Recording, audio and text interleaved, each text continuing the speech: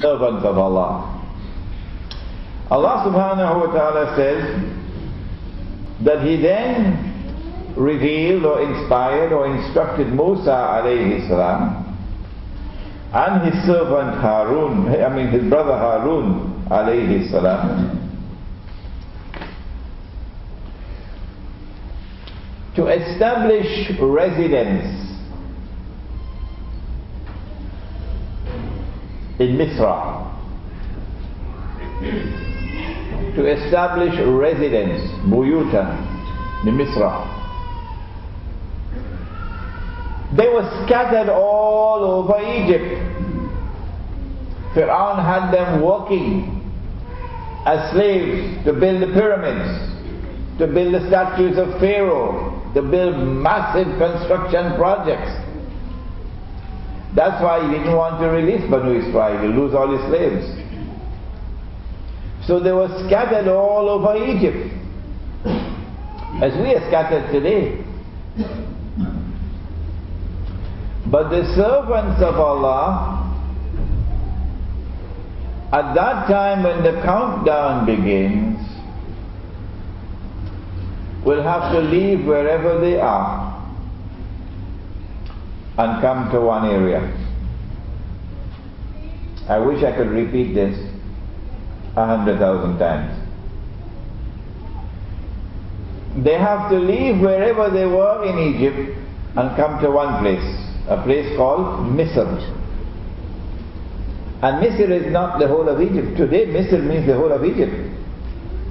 But at that time Misr is the area between the river Nile and the Red Sea. It's called the Eastern Delta, where when the river Nile overflows its banks, then this area will become flooded. So this area is very fertile. This is Misr in the Quran, not the whole of Egypt.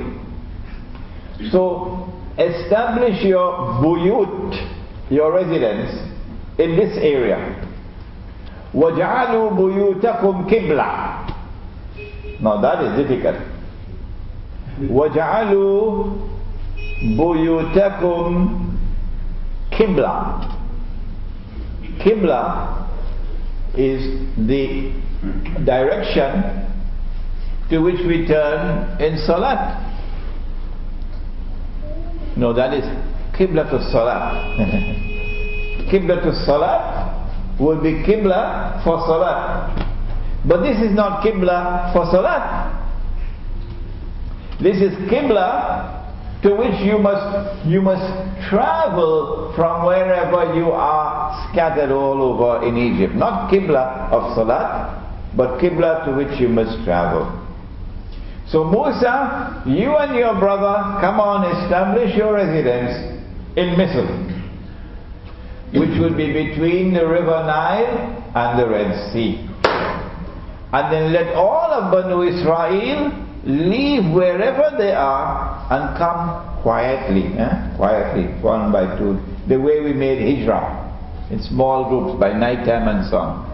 Stealth, and come and join you here in this area. Why? Because as soon as you all assemble over here, we'll be ready. After all of Banu Israel had assembled over here, where Musa alayhi salam and Harun alayhi salam had established their buyut, their residence, then at night time Allah gave the word, move, head for the sea. And by the time Fir'aun got to know, because Fir'aun and his government, they have their spies and they're watching and seeing what's happening. But during the night time we moved, so by the time they got the news, we already gone far. So when Fir'aun and his army came rushing now, we've almost reached the water by morning time. And of course Allah Ta'ala is helping us and the angels with us and so on. And when we reached the water, you could see Fir'aun's army coming in the distance, maybe a mile, 2 miles away. So we're between the devil and the deep blue sea. So many of us must have lost hope. Many of us must be in a state of despair. This prophet has led us to disaster. No, not the people who have faith in Allah. That's the difference with faith. And then Allah subhanahu wa ta'ala told Musa alayhi salam, no, you strike with the water, with your rod. And you know what happened after that. And so now we are living in that age where history is repeating itself.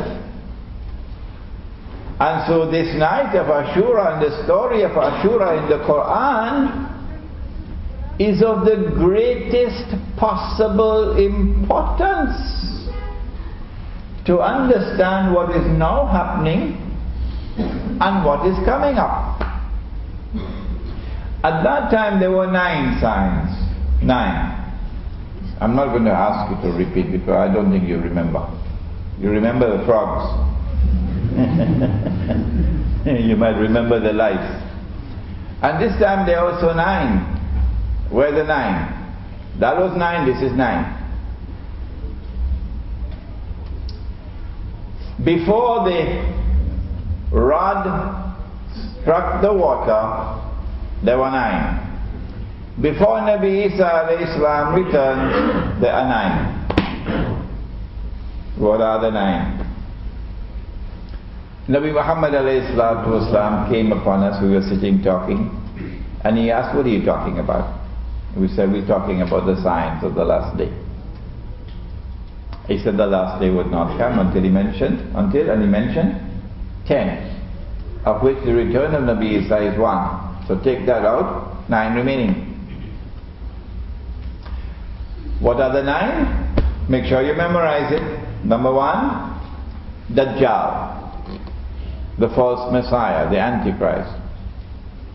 Number 2, Gog and Magog, Ya'juj and Ma'juj. Number 3, Dukhan, smoke. Number 4, Dabbatul Ard, a beast of the earth, but Ard means land, and it could mean here Ardul Muqaddasa, holy land.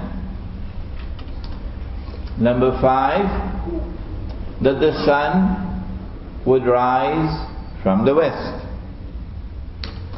Number 6, 7 and 8, 3, Khusuf, plural of Khas, an earthquake in which the earth sinks down and swallows what it swallows.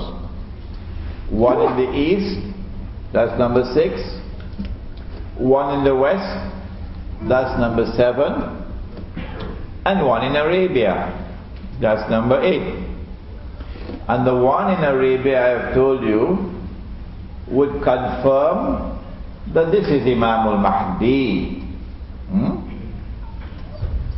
And then number 9, that the fire will come out of Yemen and drive people to their place of assembly, which is Arafat. So there you are. History repeats itself.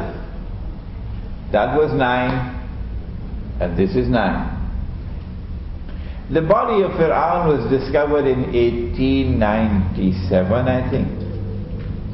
And in that same year, the Zionist movement was established in Europe, in Basel, in Switzerland, I think. And so when the Zionist movement was established, we know, because the body of Fir'aun has been discovered in the same year, that the countdown has started. And events are now going to unfold as they unfolded at that time with Fir'aun and Musa alayhi salam. That those who hold on to the truth will be small in number, and they won't have any missiles and tanks and machine guns. They will be weak and they'll be small in number. And those who rule over the world